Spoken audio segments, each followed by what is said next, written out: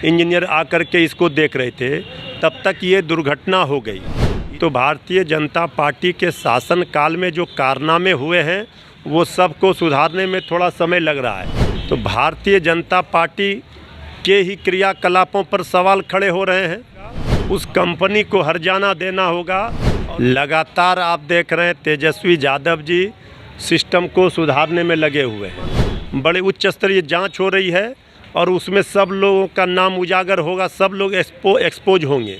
RJD प्रवक्ता मृत्युंजय तिवारी हमारे साथ हैं। किस रूप में देखते हैं जब रेल हादसा होता है तो आप लोग सवाल खड़ा करते हैं, और जब आपकी सरकार में, आपके राज में हादसा हुआ तो वहाँ कोई नहीं गया? देखिए, दोनों घटनाओं को समानांतर नहीं देखा जा सकता है। जो भारतीय जनता पार्टी यहाँ जो सुल्तानगंज अगवानी पुल क्षतिग्रस्त हुआ, गिर गया, उसको लेकर के बालासोर के रेल दुर्घटना से तुलना कर रही है, तो ये तो अज्ञानता है। भाई, बालासोर रेल दुर्घटना में कितने लोगों की जानें चली गई। गुजरात जो मॉडल स्टेट है बीजेपी का, आदरणीय प्रधानमंत्री जी का गृह राज्य है, मोरबी पुल दुर्घटना भला कोई भी व्यक्ति अभी नहीं भूला होगा। कितने लोगों की जानें चली गई थी। यहाँ तो निर्माणाधीन पुल गिरा है, किसी के जान माल की क्षति ईश्वर की कृपा से नहीं हुई है। एक लोग लापता हैं, उसकी भी जांच चल रही है कि किन कारणों से कहाँ लापता है। लेकिन अभी ये नहीं कहा जा सकता है कि इस पुल के दुर्घटना में ही वो लापता हुए हैं। आप कह रहे जांच चल रही है, लेकिन उनके परिजन का कहना है कि एसडीआरएफ की टीम सही से काम नहीं कर रही। अगर सरकार चाहेगी तो मलबा हटाकर छानबीन हो सकती है, खोज हो सकती है, लेकिन सरकार काम नहीं कर रही है सही से। व्यापक स्तर पर काम किया जा रहा है, बड़े पैमाने पर युद्ध स्तर पर आप देखिए जाकर वहाँ काम चल रहा है। और तेजस्वी यादव जी की जिस तरह से ये घटना घटी, उन्होंने 1 घंटे के अंदर ही विभागीय प्रधान सचिव के साथ बैठकर प्रेस कॉन्फ्रेंस के माध्यम से विस्तृत जानकारी तमाम चीज़ों की दी। और स्पष्ट रूप से सब लोगों को पता है कि ये विभाग लंबे समय से बीजेपी के पास रही है। तो भारतीय जनता पार्टी के ही क्रियाकलापों पर सवाल खड़े हो रहे हैं।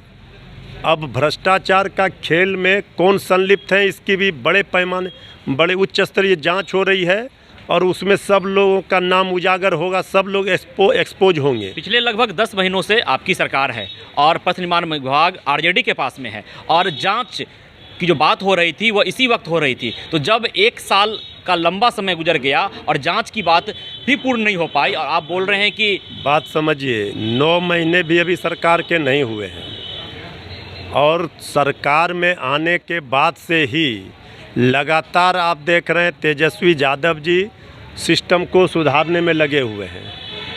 रात में निकल कर के चाहे अस्पतालों का निरीक्षण हो, सड़क का निरीक्षण हो, हर जगह वो मॉनिटरिंग कर रहे हैं, समीक्षा कर रहे हैं, हर कमियों को देख रहे हैं। उस दिन भी उन्होंने प्रेस कॉन्फ्रेंस के माध्यम से बताया कि हमें इसका आभास लग रहा था कि इसमें कुछ गड़बड़ियां हैं, कुछ पायों को गिरा करके पूरा बनाया गया, फिर भी ये डिजाइन में गड़बड़ी है, ये आशंका थी। कार्रवाई क्यों नहीं की गई? ये तो हम कह रहे हैं कि जब रुड़की के इंजीनियर के द्वारा जांच की गई, अमेरिका से अभी एक इंजीनियर आकर के इसको देख रहे थे, तब तक ये दुर्घटना हो गई।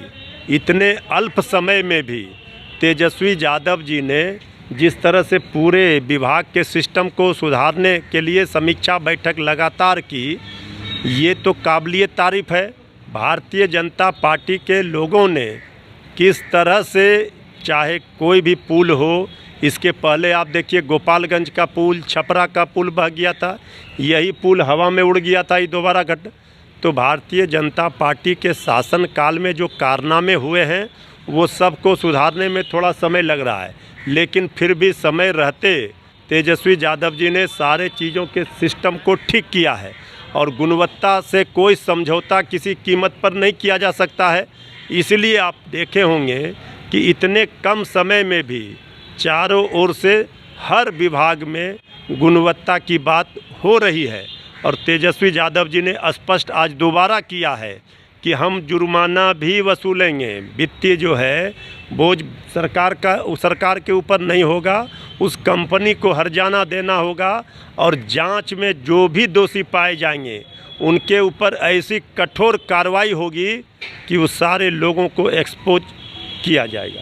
तो निश्चित तौर पर अगवानी घाट और सुल्तानगंज घाट के बीच पुल गिरता है, लेकिन आरजेडी का साफ तौर पे कहना है कि पथ निर्माण विभाग जरूर अभी आरजेडी कोटे से आने वाले तेजस्वी यादव के पास हो, लेकिन बीजेपी के पास लंबे समय से यह विभाग रहा है और सारा किया धारा बीजेपी का है। जो भी व्यय हुआ है, जो भी खर्चा हुआ है अभी तक पुल निर्माण में, उसका व्यय भी पुल निर्माण कंपनी को देना होगा, जो कंपनी पुल का निर्माण कर रही है। लेकिन बड़ा सवाल यह उठता है कि आखिर यह राजनीति कब तक चलती रहेगी, क्योंकि जब से इस पुल का शिलान्यास किया गया है और जब दूसरी दफ़ा यह पुल गिरता है तो इस बीच बिहार की सरकार में कई दफ़ा परिवर्तन हुआ है।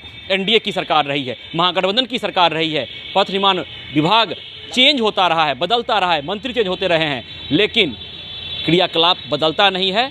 जनता भुगतने को तैयार है और जनता ही भुगत रही है।